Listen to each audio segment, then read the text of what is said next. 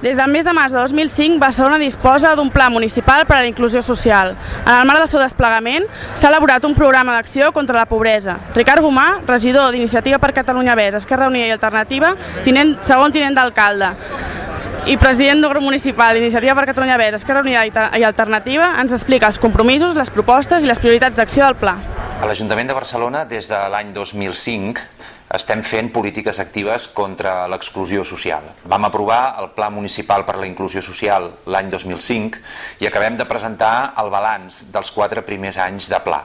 Un balanç que implica que pràcticament hem doblat la despesa d'inclusió social a Barcelona, passant de 60 milions a més de 120.000 milions d'euros, i hem incrementat de manera molt substancial les nostres taxes de cobertura. Avui hi ha més de 150.000 persones en situació de risc d'exclusió que estan integrades en itineraris i en polítiques d'inclusió social a la ciutat.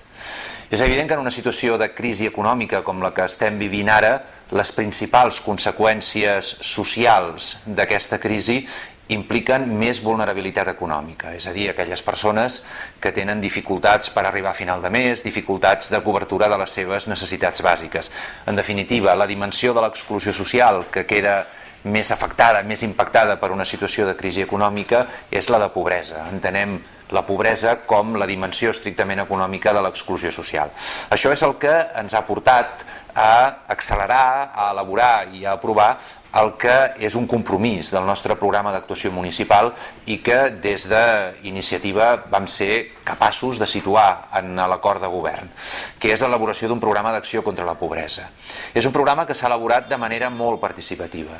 Més de 80 entitats que participen de l'Acord Ciutadà per una Barcelona Inclusiva han participat de manera molt intensa en el seu procés d'elaboració, a través de seminaris programàtics, grups de treballs, tallers, entrevistes, etc.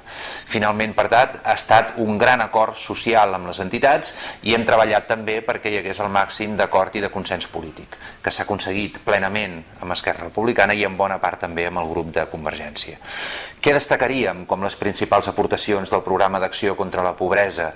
Doncs un decàleg de prioritats, en el que hi ha en primer lloc un sistema integral de cobertura de necessitats alimentàries a la ciutat, per tant el compromís d'enfortir tot el conjunt de polítiques d'alimentació social a la ciutat, amb algunes que ja estem fent, incrementar la xarxa de menjadors socials, els programes d'àpats en companyia en els casals de gent gran, els àpats a domicili de l'atenció domiciliària i també tirar endavant programes de caràcter molt innovador, com targetes personalitzades d'accés a l'alimentació per a aquelles persones usuaris dels serveis socials bàsics que en breu posarem en marxa i podrem anunciar a tota la ciutat. En segon lloc, un paquet molt important que és el de la inclusió residencial i la inclusió laboral. L'accés a l'habitatge i l'accés al treball de les persones vulnerables són les dues grans palanques de l'autonomia personal.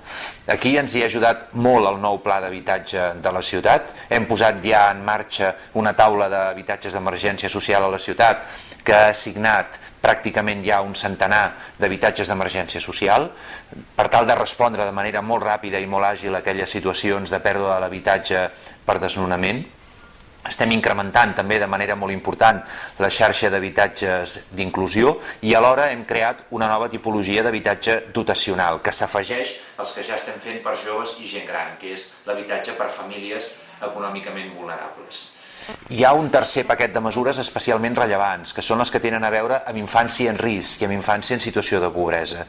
I això vol dir tant avançar cap a la cobertura universal en el cost de totes les activitats socioeducatives a la ciutat.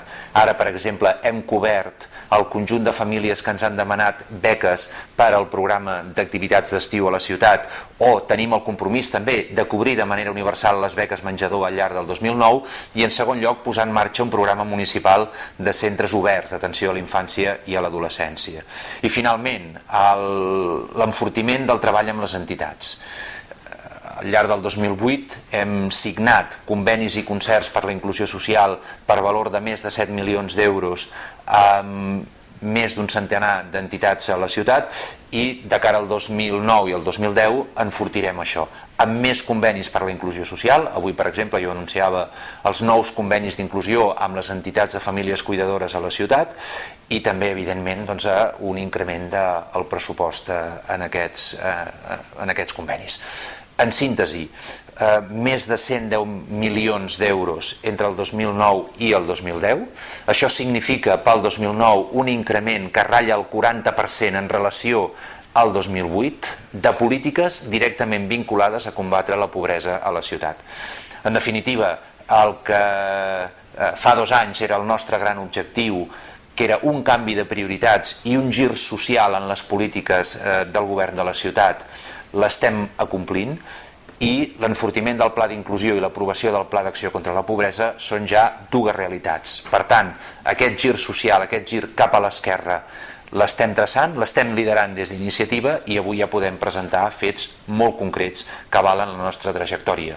Els 2 últims anys de mandat, malgrat la crisi econòmica, el que caldrà serà aprofundir en aquest conjunt de polítiques.